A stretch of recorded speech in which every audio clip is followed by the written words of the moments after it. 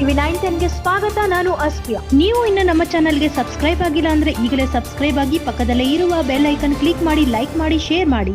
ತಾಲೂಕು ಅಲ್ಪಸಂಖ್ಯಾತ ಅಧ್ಯಕ್ಷ ಸ್ಥಾನಕ್ಕೆ ನೂತನ ಅಧ್ಯಕ್ಷ ನಿಜಾಮುದ್ದೀನ್ ಬಾಬು ಆಯ್ಕೆ.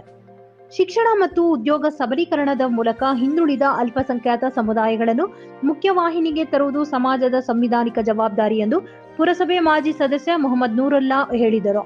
ಅವರು ಬಾಗೇಪಲ್ಲಿ ಪಟ್ಟಣದ ಕಾರ್ಯನಿರತ ಪತ್ರಕರ್ತರ ಸಂಘದ ಭವನದಲ್ಲಿ ಪತ್ರಿಕಾಗೋಷ್ಠಿಯಲ್ಲಿ ಮಾತನಾಡಿ, ನಿಜಾಮುದ್ದೀನ್ ಬಾಬು ರವರಿಗೆ ಬಾಗೇಪಲ್ಲಿ ತಾಲೂಕು ಅಲ್ಪಸಂಖ್ಯಾತ ಅಧ್ಯಕ್ಷ ಸ್ಥಾನ ದೊರೆತಿದ್ದು ಬಹಳ ಸಂತಸದ ವಿಷಯವಾಗಿದೆ.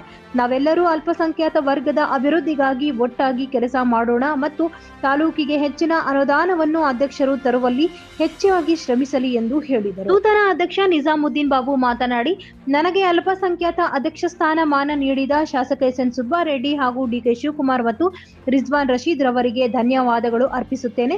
ಸರ್ಕಾರದಿಂದ ಬರುವ ಅಲ್ಪಸಂಖ್ಯಾತ ಅನುದಾನವನ್ನು ಸೌಲಭ್ಯಗಳನ್ನು ಯಾವುದೇ ತಾರತಮ್ಯ ಇಲ್ಲದೆ ಅಲ್ಪಸಂಖ್ಯಾತರ ಅಭಿವೃದ್ಧಿಗಾಗಿ ಶ್ರಮಿಸುತ್ತೇನೆ ಹಾಗೂ ಮುಂದಿನ ದಿನಗಳಲ್ಲಿ ಅಲ್ಪಸಂಖ್ಯಾತರಿಗಾಗಿ ಆರೋಗ್ಯ ಶಿಬಿರ, ರಕ್ತದಾನ ಶಿಬಿರಗಳನ್ನು ಹಾಗೂ ಕ್ರೀಡೆಗಳನ್ನು ಪ್ರೋತ್ಸಾಹಿಸುವ ಸಲುವಾಗಿ ಕ್ರಿಕೆಟ್ ಟೂರ್ನಿಮೆಂಟ್ ಮತ್ತು ಕಬಡ್ಡಿ ಪಂದ್ಯಾವಳಿಗಳನ್ನು ಆಯೋಜಿಸಲಾಗಿದೆ ಎಂದು ಹೇಳಿದರು.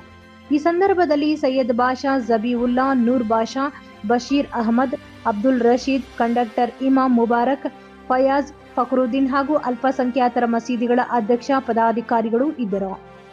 Bureau report Ranagopala Reddy, TV910 Kannada news, Bagepalli. ಅಲ್ಪಸಂಖ್ಯಾತ ಘಟಕದ ಅಧ್ಯಕ್ಷರ ಕಾಲಾವಧಿ ಅನ್ನುವಂಥದ್ದು ಮುಕ್ತಾಯಗೊಂಡಿತ್ತು. ಆ ಒಂದು ಅಲ್ಪಸಂಖ್ಯಾತ ಘಟಕದ ತಾಲೂಕು ಅಧ್ಯಕ್ಷರನ್ನಾಗಿ ನಮ್ಮ ರಾಜ್ಯಾಧ್ಯಕ್ಷರಾಗಿರುವಂತಹ ಹಾಗೂ KMDCಯ ಒಂದು ಚೇರ್ಮನ್ ಆಗಿರುವಂತಹ MLC ಅಬ್ದುಲ್ ಜಬ್ಬಾರ್ ರವರ ಒಂದು ನಾಯಕತ್ವದಲ್ಲಿ ರಾಷ್ಟ್ರೀಯ ನಮ್ಮ ರಾಜ್ಯ ಘಟಕ ಅನ್ನುವಂಥದ್ದಿದೆ.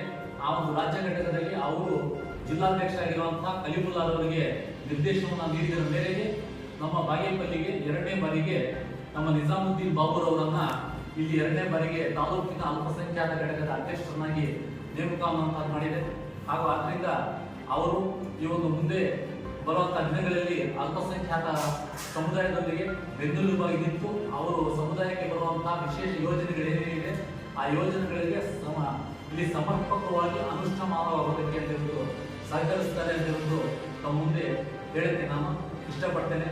ಅದೇ ರೀತಿಯಾಗಿ ಮಾಡಿದ ಮೂಲಕ ತಾವೆಲ್ಲರೂ ಸಹ ಅಲ್ಪಸಂಖ್ಯಾತರ ಒಂದು ತಾಲೂಕು ಘಟಕಕ್ಕೆ ಆಗಿರುವಂತಹ ಈ ಒಂದು ಅಧ್ಯಕ್ಷ ಹೊಸ ನೇಮಕಾತಿ ಏನಾಗಿದೆ ಅದರ ಬಗ್ಗೆ ತಾವು ತಿಳಿಸಿ